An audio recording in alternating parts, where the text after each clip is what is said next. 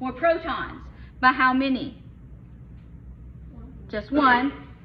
So if we have one more proton, that means we have 10 electrons.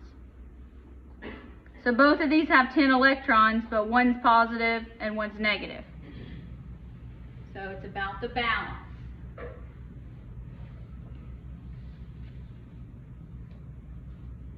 Now, for convention's sake, here, if you have something that has more than one positive charge, like magnesium, if you see magnesium, it can be written, I write mine as +2.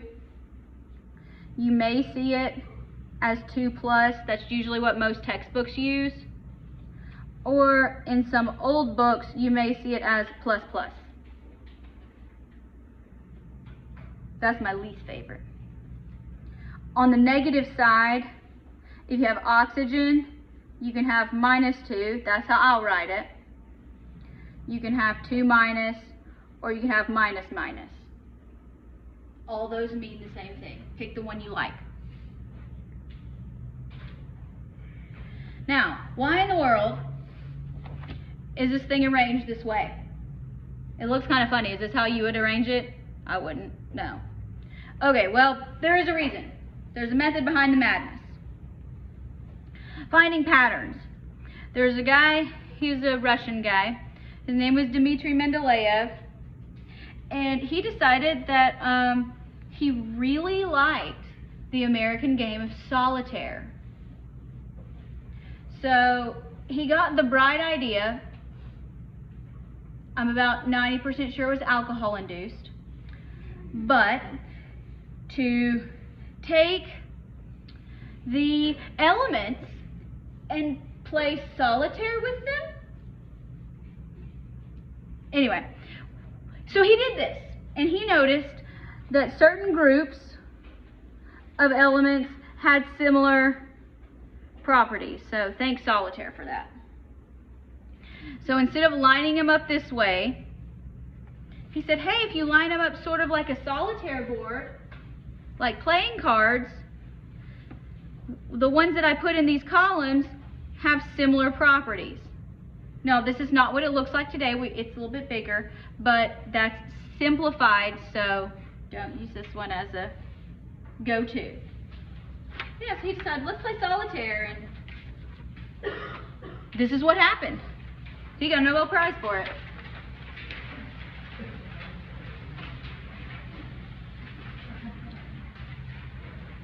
All right, now, it's a little bit difficult to see on some of these because it all kind of looks dark, but hopefully on yours you can see it a little bit better. It's coming through better on the video too. If you download the handout that's online, there's pictures in beautiful color and it will be better. Now, we're going to start describing elements in different ways and ways we can group them. So the first thing we're going to decide is, are they metals, non-metals, or kind of both? So metals is going to be anything that's on the left. So over here, these are called metals.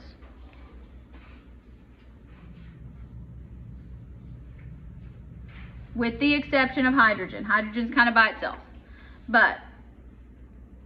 And then on the right, in the darker, these are non-metals. And if you look on this one or on yours, you see the staircase. There's a staircase. The staircase is a line. And along the line are several of these elements that aren't really metals, but they're not really non-metals either. They're kind of both. And so that would be these 6. Boron, silicon, germanium, astatine, antimony, and technetium. So what makes something a metal versus a non-metal?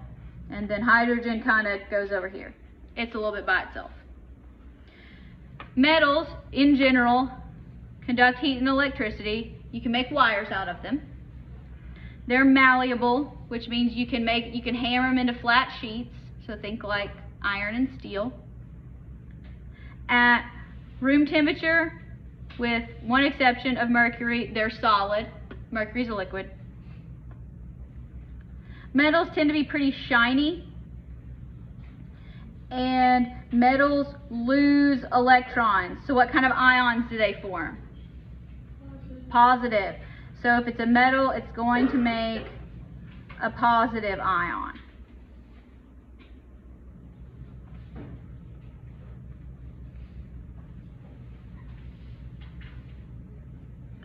If it's a non-metal, you can't really make a wire out of it because it's not going to conduct electricity. You can't hammer it out into a sheet. You wouldn't really want to because they're gases and you can't hammer gases. So at room temperature, they tend to be gases. They're not shiny. When they're solid, they tend to be dull. And they gain electrons. So what kind of ions do they form? Negative. That's the big point. Metals make positive ions. Non-metals make negative ions. All right. Let's separate some in other ways. You have main group elements and you have transition elements. The main group is split. The main group are the tall columns on the left and right of the rectangle. So on this one, do you see where there's a big drop here? This block here, there's 10 of them. 1, 2, 3, 4, 5, 6, 7, 8, 9, 10. This block of 10 and on down, these are called the transition metals. We'll talk about why much later. But these columns, there are 8 of them. These are main group. So main group elements are on the left and right. There's 2 columns on the left, 6 columns on the right. Transition metals are this block here in the middle. Again, if you look on the posted copy, this is in very beautiful color. But here it's not. Okay, let's talk about some of these. So the alkali metals, you may see them referred to as alkaline, but generally I'll try to call them alkali. They're the first column on the left. So the first column on the left, except for hydrogen, because hydrogen is not a metal.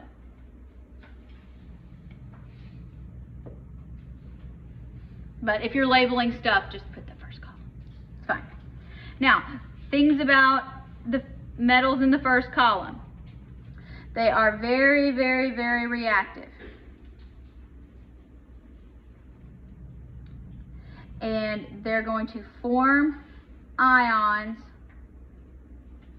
with a +1 charge. So if you see on my periodic table, I have a +1 over this column, you should too. So you can write +1. These form ions with a +1 charge.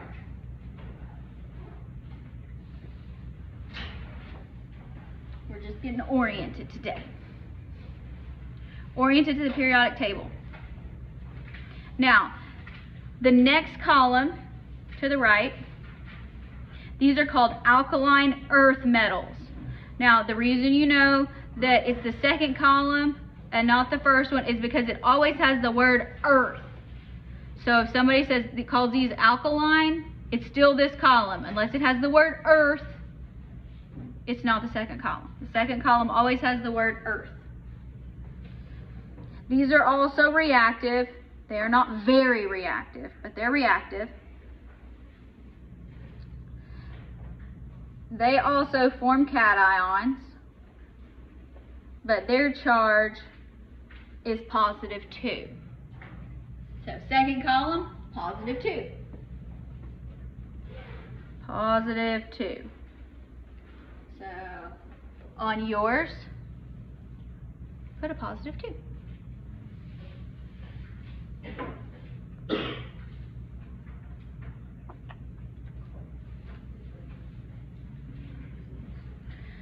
All right, we already talked about the transition metals. That's this big block that's in here. Now, there's 2 rows that are at the bottom of the periodic table. Depending on how yours that you look at is divided, there's a star here. When you get to 57, see there's a star. The star here goes with the star here. And so because this is lanthanum, this row here is called the Lanthanide Series. It's just Lanthanide Series because it starts at lanthanum. So there's just not enough room to be really wide on this periodic table. So instead of stretching them out in here, they bring them down. So these are what's called the inner transition metals. Now, in the row below it, you have actinium with 2 stars. That goes with the 2 stars down below. And so that's why these are called the Actinide series. But because they're not in one of our 8 main columns, they're considered transitions. But they're inner because they're inside the periodic table, but we put them down at the bottom. Moving on over. So here, this is the rest of our main group elements. You might also hear them referred to, let me scroll back up here, as representative elements. Means the same thing. So if I slip, that's what I mean. Main group, representative. I prefer to call them main group, but. So these here with the stars, this represents our big staircase, stars, metalloids there. Now, halogens. This is going to be our next to the last column on the right. So these are the halogens. Halogens are also very reactive. They form what are called diatomic gases, which means you see them in nature. When you see one of them, it's always stuck to another one. It always has a partner. So you don't see one chlorine. You see 2 chlorines stuck together. Diatomic, 2 atoms, 2 chlorines. So if you look at another one, fluorine, always stuck to another one. They have best friends. And we're over on this side of the periodic table. So halogens, they're going to form anions. So these are negative charge. And their negative charge is -1. So over here, you put a -1. If you look on mine, I have a -1.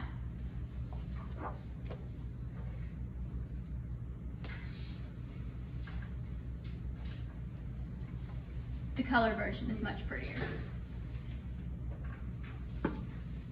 Last group we're going to talk about are the noble gases. That's the far right column.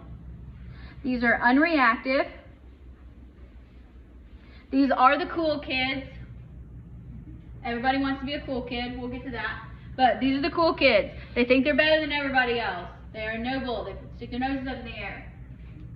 They're unreactive. They do not have a charge. Their charge is 0.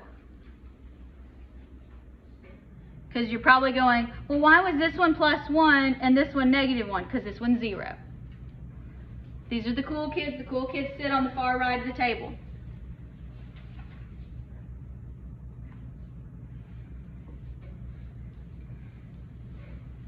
I don't prefer to use this term, but you might see it somewhere. Intertransition metals down here might also be referred to as rare earth elements. They're not common. You're not going to find them. Rare earth. It's just about getting oriented to the table. Questions so far? Who's done this before? Seen this before a little bit? Okay, good. We think this is easy so far? Mostly? Okay. Didn't ask if it was boring. I know it is. Fun stuff comes later. All right. Here, if you like math, let's do some math. If you don't like math, don't panic. It'll be okay. Now, did you notice that when we were writing on this page back here, the mass number, it was always a whole number? Yeah? Okay, look on your periodic table. Look at chlorine. It says 35.453. Is that a whole number? No. Is it close to a whole number? No.